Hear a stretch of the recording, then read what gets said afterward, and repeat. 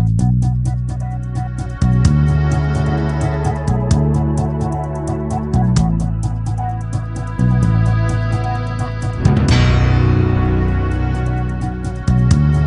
trình được bảo trợ bởi Bạn sẽ đi đâu với OC Bus?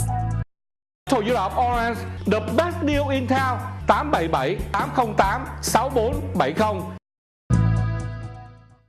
Một lần nữa xin kính chào quý khán giả của đài. Đây là chương trình Người Việt lực Mỹ của luật sư Đỗ Hieu Liem. Luật sư Liêm vì có công việc bận không có thể đến phòng thâu tối ngày hôm nay. Tôi là luật sư Huynh Tuan Kiet. Như đã nói ở đầu giờ, xin được phép thay cho luật sư Liêm để tiếp chuyện với quý vị ngày hôm nay. Và cũng như đã nói lúc đầu giờ, thay vì không có luật sư Liêm thì chúng ta hôm nay có hai vị luật sư đang làm việc hay công tác với văn phòng của luật sư Đỗ Hieu Liem, đó là luật sư Hoang Ngo và luật sư Pham. Từ đầu giờ tới giờ thì luật sư Pham đang nói về cái vấn đề mà xác thực di chúc hay là một cái phiên tòa để một cái vụ mà để phân chia di sản. Thì xin mời luật sư Pham tiếp tục. Okay, so we'll continue about our discussion about the probate process, but once you file the petition, as I indicated, the court will set a hearing date to approve the initial approval of the petition, and then your job as the person who opened up the petition or the person who sought to be the personal representative will publish in a newspaper of general circulation. Như tôi đã nói lúc nãy đó, thì một khi mình để cái đơn vào để thông báo là để cho tòa biết là có một cái người đã qua đời và muốn tòa chấp thuận và bổ nhiệm một cái người để làm cái người đại diện mà để phân chia cái di sản đó, thì một khi tòa làm cái việc đó rồi thì cái người đó có trách nhiệm là phải phải công bố qua cái cách đăng báo về cái người đã qua đời, và để cho những cái người mà có thể thừa hưởng cái di sản đó biết được, hoặc là những người chủ nợ, để cho họ có thể là khởi đầu cái việc mà đòi nợ. So after the initial petition is filed and you go publish it in the newspaper as you're required to do, what you want to do as the person who opened the petition is you want to give notice to the heirs of the decedent, or the known heirs of the decedent, and you're supposed to give formal notice of the upcoming hearing to either approve or not approve the initial petition. Sau khi mà cái người mà tòa đã được họ chấp thuận cho làm cái người đại diện để phân chia di sản đó, thì cái người đó sẽ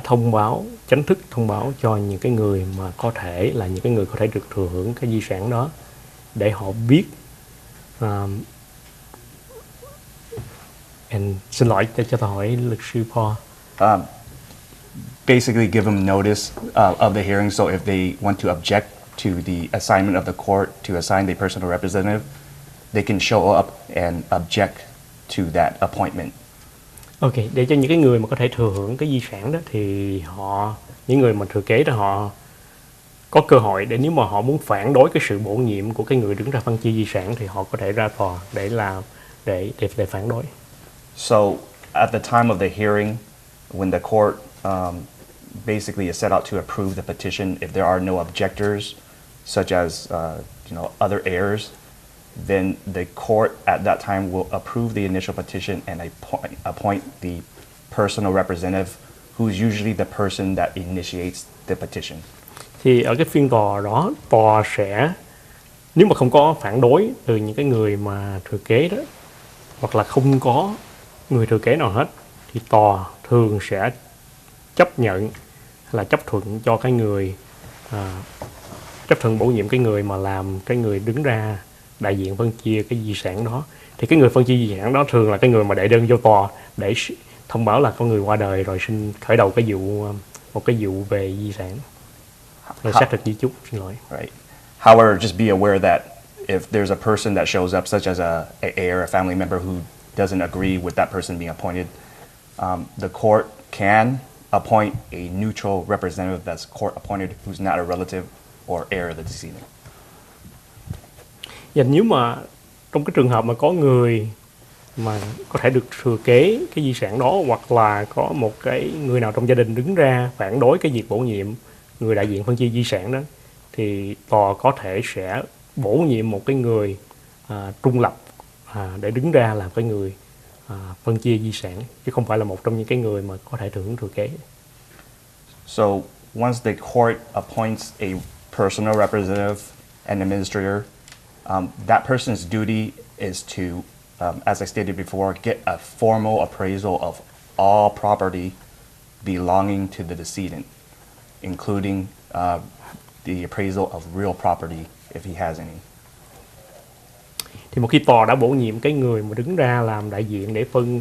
chia cái di sản đó, thì cái nhiệm vụ của cái người đại diện đó là phải đánh giá hoặc là mướn người để thẩm định hay đánh giá cái giá trị của tài sản của cái người mà quá cố, bao gồm luôn cả những cái bất động sản nếu mà có.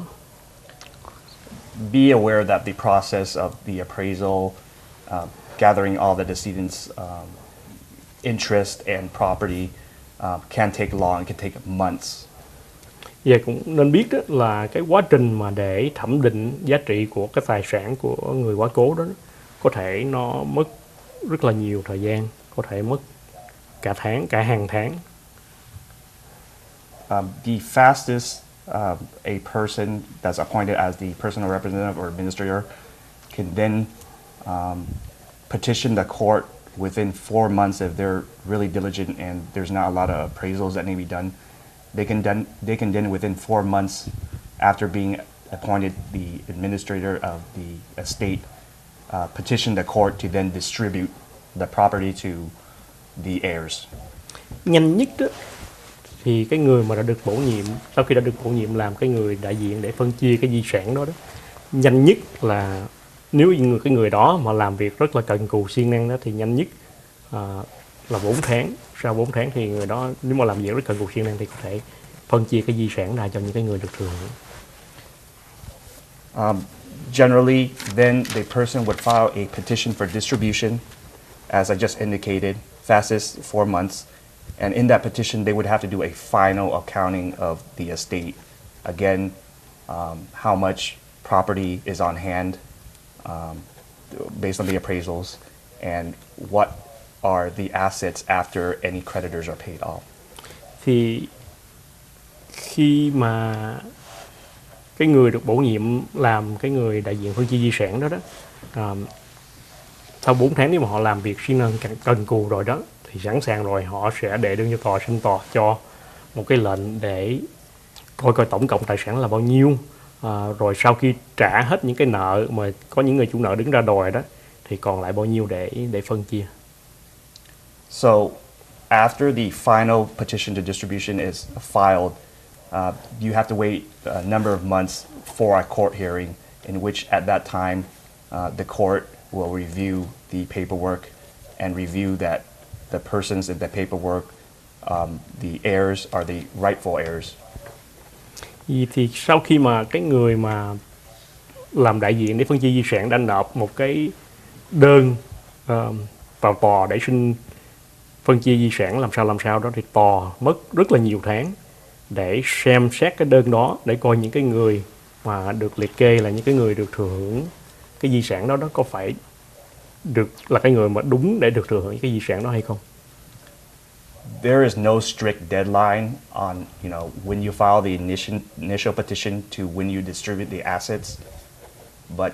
generally a fast probate case would be about 1 year after you file the petition. Và không có cái hạn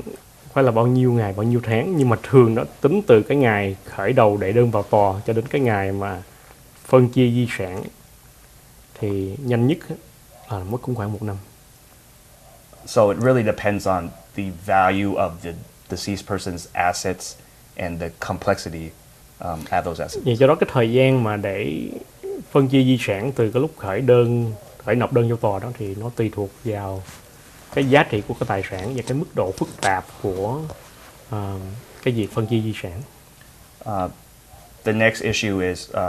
filing cost of probate. Generally, how much does it cost just based on court filing alone? Thì kế tiếp là về cái phần mà chi phí hay là án phí của tòa. Đây chỉ nói về chi phí hay án phí thôi nhé, chứ chưa nói là về luật sư phí. It's approximately just court filings alone. It's about approximately $1,500. About $450 for the initial petition, which I discussed, another $550 for publication,